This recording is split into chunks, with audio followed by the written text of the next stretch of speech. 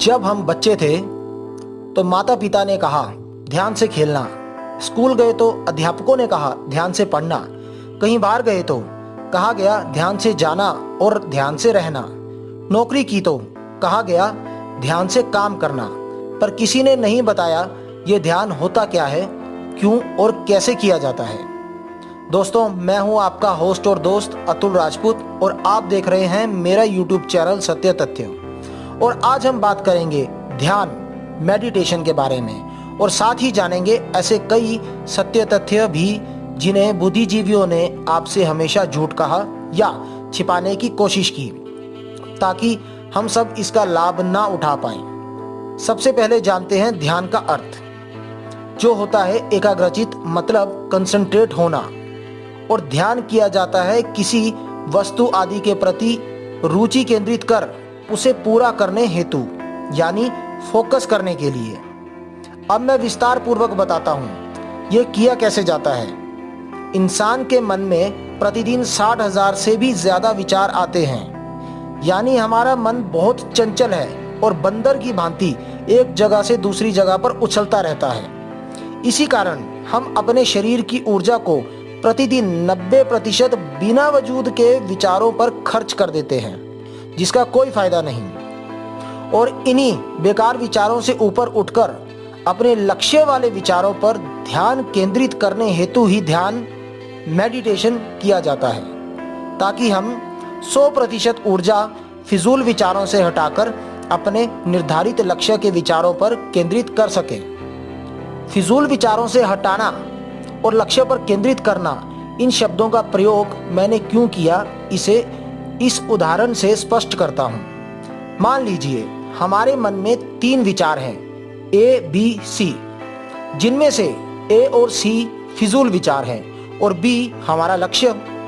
मगर आप B विचार को सोचने की बजाय सोच रहे हैं कि मुझे A और C विचार के बारे में नहीं सोचना है, तो आप बिल्कुल गलत कर रहे हैं, क्योंकि ऐसा करके आप एक नए विचार को जन्म दे चुके हैं, जो ABC के बाद D विचार कहलाया जाएगा। और ऐसा करके ही आप हजारों विचारों को जन्म भी देते हैं। इसलिए आपको यहाँ पर B विचार पर ही ध्यान केंद्रित करना है।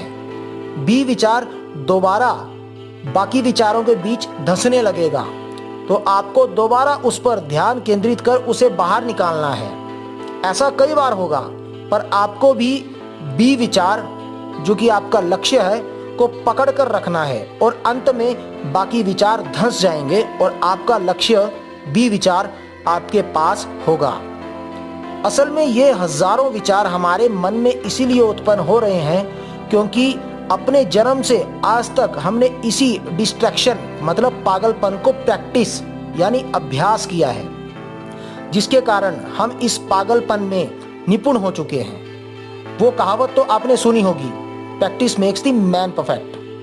ठीक इसी प्रकार से हम अपने लक्ष्य वाले विचार को पकड़े रहने का अभ्यास करते रहेंगे तो जल्द ही हम इसमें भी निपुण हो जाएंगे।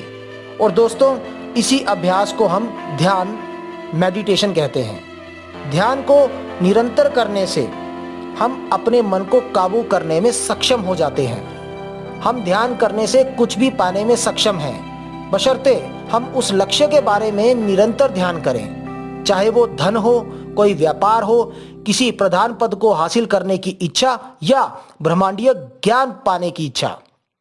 असल में ध्यान मेडिटेशन करने से हमारे मन का ऐसा प्रशिक्षण, ट्रेनिंग हो जाता है कि हमारे शरीर में खुद ब खुद उस काम के प्रति जागरूकता बढ़ जाती है और उसकी ओर खिंचाव पैदा हो जाता है और एक समय के बाद हम उसे हासिल कर लेते हैं। वो ध्यान ही था जिसके कारण हमारे ऋषि मुनियों ने इतना ज्ञान हासिल किया और हमारे श्री राम, श्री कृष्ण आदि ने ऐसी शक्तियां प्राप्त की जो इंसान होते हुए भी वे भगवान कहलाए। दोस्तों, आशा करता हूं आज का वीडियो आपको जरूर पसंद आया होगा। अपने अगले वीडियो में मैं आपको बताऊंगा ध्यान की सही शुरुआत कैसे की जाती है, ध्यान में किस तरह केंद्रित रहना चाहिए और कुछ लोगों ने ध्यान के प्रति क्या गलत भ्रांतियां फैला रखी है। चैनल को सब्सक्राइब, लाइक और शेयर जरूर करें। धन्यवाद।